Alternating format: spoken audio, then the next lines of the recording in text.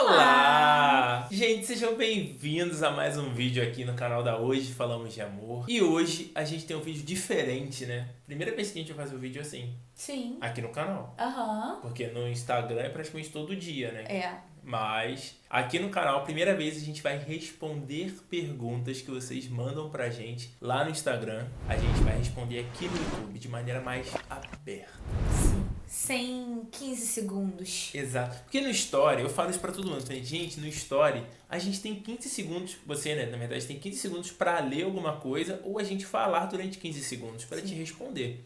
Aqui no YouTube dá pra gente explicar um pouquinho melhor e vocês mandaram perguntas, né, pra gente aqui, estarei lendo. Nosso editor, né, Alô Kaique, coloca a pergunta aqui também pro pessoal acompanhar a pergunta e a gente vai responder. Então, primeira pergunta. Sobre intimidade. Sobre intimidade com os amigos, homens/mulheres. Até onde é saudável e aceitável? Bom, vamos lá. Primeira coisa que a gente sempre fala isso de que não existe regra, né? As pessoas são diferentes. Não tem como a gente falar que pessoas são diferentes e falar sobre regras. Exato. Né? Então, assim, vai depender muito do seu relacionamento, da pessoa que você tá se relacionando ou que você vai se relacionar. Por quê? Porque algumas vezes a gente já falou lá no Instagram de posicionamentos nossos e algumas pessoas falaram: ah, mas aqui acontece e é de boa. Então, vai depender de cada pessoa. Mas a gente tem que falar de algum lugar. Exato. Né? E a gente vai falar do nosso viés, do nosso ponto de vista. Então, pra gente, né, o que a gente pensa que é aceitável ou saudável, certo? Então, vamos lá. Intimidade. Primeiro, com homem, né? Vamos botar homem com homem. Uhum. Tipo, você com seus amigos. Eu com os meus amigos. Nível de intimidade com os meus amigos. Eu converso com os meus amigos, falo que eu sou casado. Eles sabem, né, que eu sou casado. Porém, as intimidades, né, coisas que envolvem o relacionamento meu com a Joyce, eu não exponho para os meus amigos. Uhum. Porque eu entendo que não é uma privacidade, não é algo privado meu, não é algo meu que eu estou contando para eles. É algo que envolve eu e a minha esposa. Então, assim, existe o limite ali saudável, na minha compreensão, e aceitável de não expor a minha esposa. E apesar o de ser limite meus pra amigos. você é esse? O meu limite é esse. O seu limite é, então, me envolvendo, passou do limite. Passou do limite, total. Ótimo. Aham. E caso eu tenha uma amiga, né, aí eu falei, né, no sentido de homens, minhas amizades com homens, mas eu tendo amizade com mulheres, a questão da intimidade, muitas vezes as mulheres perguntam isso no sentido de abracinho, de não sei o que. Cara, meu Deus do céu. Eu lembro que a gente recebeu numa caixinha de perguntas uma menina falando que o namorado dela tinha uma amiga e essa amiga sentava no colo dele. Sim. Aí eu fiquei assim, ó. Pois é. Que? E ela perguntando, é normal? Eu falei, meu amigo, se isso é normal pro seu relacionamento, pro meu não é não. E aí você tem que ver o que é aceitável pra você e o que é saudável pro seu relacionamento. Eu, no meu ponto de vista, amiga nenhuma minha chega, tipo assim, pô, não senta no meu colo. Abraça, pô, abraço, é amizade. Só que, pô, ficar... é demais. Aí eu acho que não é legal, não. Então, por exemplo, né, falando de uma forma mais prática. Então, o limite pra você seria um contato exagerado. Exato. Que aí falte respeito com a minha parceira. Então, Legal. assim, o meu limite é o pilar do respeito. Sim. Então, mas aí é muito abrangente. Então, mas aí o que envolve respeito pra mim, por exemplo, poxa, uma amiga minha queria ficar me dando beijinho, entende? Tipo assim, pô, não tem necessidade disso, Sim. ao meu ver. E aí eu acho que uma amiga minha me dando beijinho falta respeito com você. Sim, sim. Então, eu concordo. Eu acho que esse limite, né, precisa ser estabelecido, né, para cada casal, mas eu acho que assim, pra mim, o limite de qualquer coisa dentro de um relacionamento é até que ponto eu tô ferindo a pessoa que eu tô me relacionando. Sim, total. Então, por exemplo, sei lá, eu gosto de jogar. Ai, Joyce, qual é o limite pra jogo? Até o momento que eu não tô trocando o tempo que eu poderia estar com meu esposo para jogar. Sobre sair muito com as minhas amigas. Qual é o limite? Entende? Pra mim, o limiar é sempre esse. Eu tô dando uma prioridade maior para as minhas coisas ou pro meu relacionamento. Eu sou casada.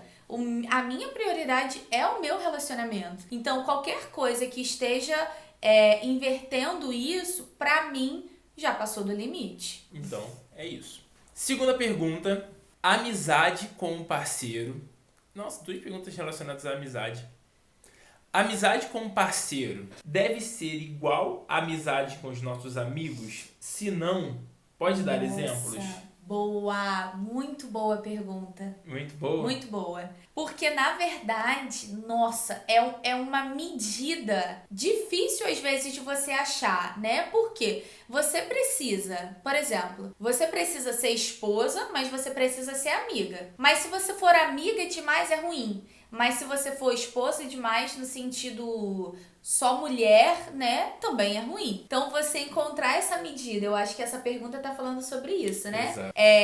A amizade com o meu parceiro não pode ser igual a uma amizade que eu tenho com um amigo meu. De jeito nenhum. Né? Porque é o meu parceiro. A gente tem um relacionamento diferente. Mas também eu não posso não ter amizade com o meu parceiro. Sim, com certeza. Então é encontrar essa medida.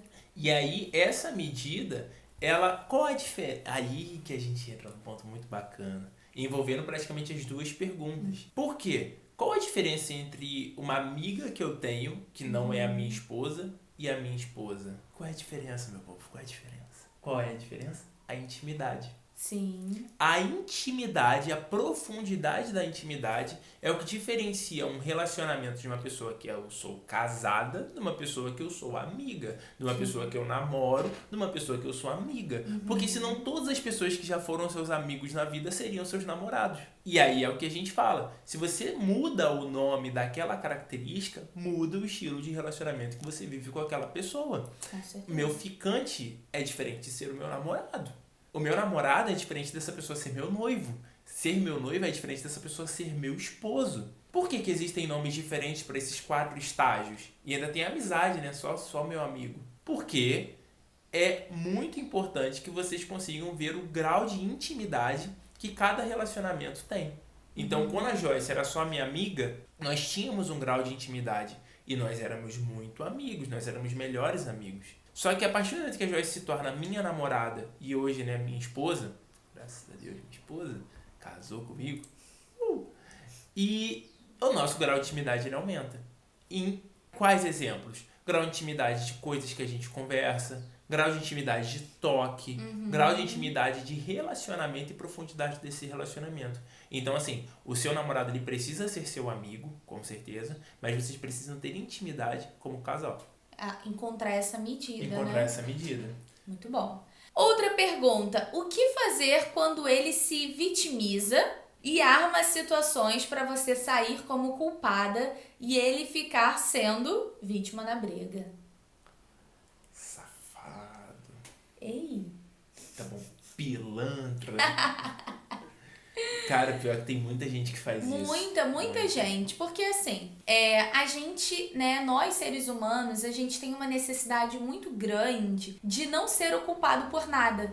Então a gente sempre quer terceirizar a nossa culpa, jogar no outro. E esse ponto de se vitimizar, né, diante das situações é nada mais do que isso. Eu me coloco como vítima, ou seja, como a não culpada por nada, né, e coloco essa responsabilidade na outra pessoa. Bom, como lidar com isso? Primeiro, que uma pessoa que faz isso, ela não tem inteligência emocional nenhuma, ela não tem maturidade nenhuma, e diante dessa situação, você precisa fazer uma escolha. Ou essa pessoa, ela precisa ter consciência disso e caminhar para um lugar mais maduro, ou você vai ter que fazer uma escolha de continuar ou não com essa pessoa. Por quê? Porque como que você vai continuar com uma pessoa que ela não tem esse nível de consciência de que é horrível, é imaturo você ficar jogando a culpa no outro? Por quê? Porque quando você é maduro, você sabe que você tem uma responsabilidade sobre as situações e talvez o outro também tenha. Mas nunca é 100% de ninguém. Então, assim, essa pessoa, ela precisa ter essa consciência, ela precisa tentar melhorar isso. Porque vocês não vão ter um relacionamento saudável enquanto ela não entender isso. Porque senão sempre vai virar um joguinho.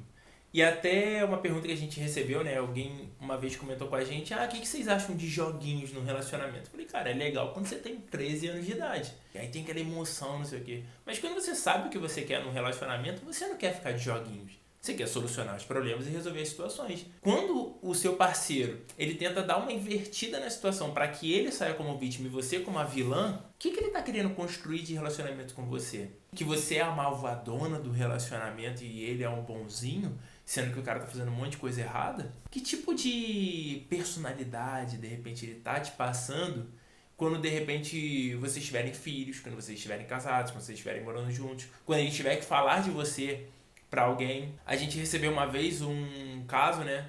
Esse casal de uma mulher, ela comentando com a gente, né? Acho que ela se tornou aluna, não tenho certeza.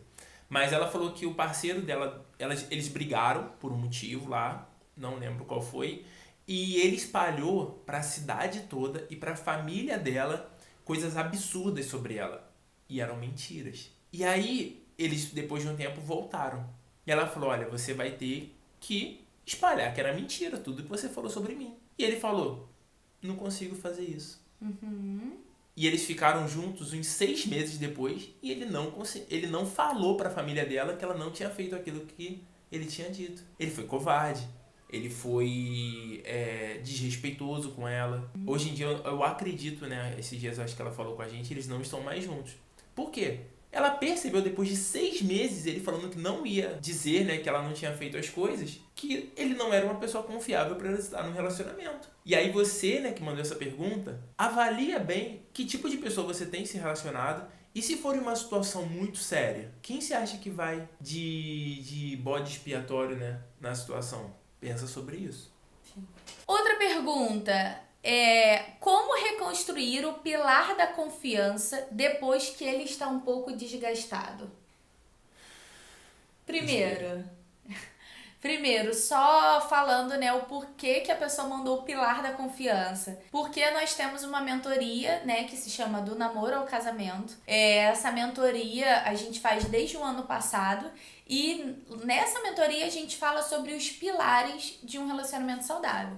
E as pessoas sabem que dentro, né, desses pilares tem o pilar da confiança. Então ele já mandou, certeiro. Sem confiança dá pra ter um relacionamento? Não. Então, por isso, o pilar da confiança existe dentro dos pilares do relacionamento que a gente criou. Gente, como reconstruir o pilar da confiança depois que ele foi quebrado? De 2 maneiras. Ou vocês entram e fazem terapia de casal, ou vocês entram na jornada do namoro ao casamento para vocês construir de fato o pilar da confiança. Quando uma pessoa ela tenta reconstruir o pilar da confiança simplesmente com uma história, gente, muita coisa na vida de vocês, ela foi quebrada quando essa confiança foi quebrada também. Não é uma resposta de história que vai restabelecer essa confiança. Então, assim, seria muito desleal dar uma resposta falando assim, vocês precisam se reconectar como casal. Pô, isso daí, gente, quem te fala que só isso, assim, vai solucionar o problema da confiança do relacionamento de vocês, a pessoa tá querendo te vender uma fuleiragem, né? Que o pessoal fala, fuleiro. Então, assim, precisa de algo mais profundo para poder bater nesse ponto da confiança. Por quê, gente? Porque confiança é algo muito profundo.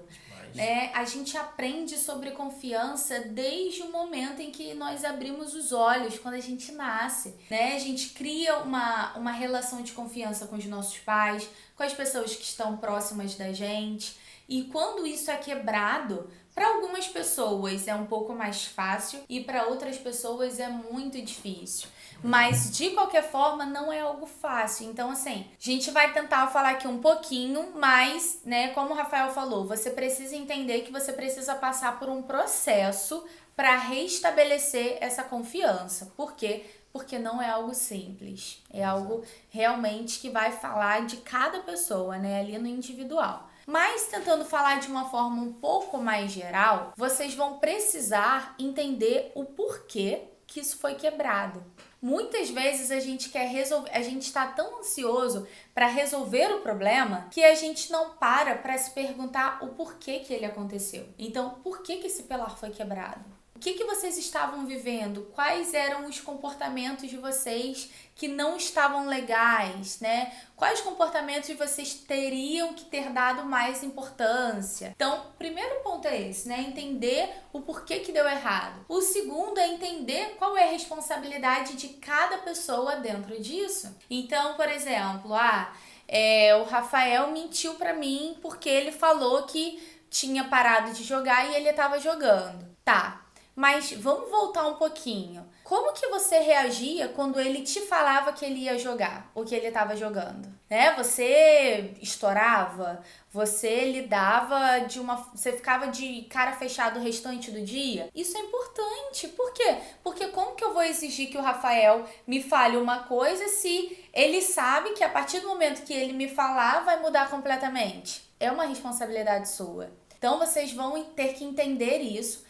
E, por último, criar um plano prático, né, de como reconstruir isso. Então, assim, nesse plano, né, vai estar dentro o perdão, vocês precisam perdoar, vocês precisam superar e vocês precisam mudar de forma muito prática, né, mudança de comportamento dentro desse relacionamento para que a confiança seja reforçada, que vocês possam ir reconstruindo isso e conseguir realmente ter um relacionamento muito seguro, onde você se sinta à vontade com essa pessoa que você está se relacionando, que é o que todo mundo quer. Perfeito. Então, gente, sem confiança não dá pra você ter um relacionamento. Se o pilar da confiança não dá pra você ter um relacionamento, mas caso, né, essa confiança já tenha sido quebrada, isso que a Joyce falou é o começo para vocês colocarem, né, de volta essa confiança no relacionamento de vocês. E, se quiserem algo mais profundo, né, como eu falei, terapia de casal ou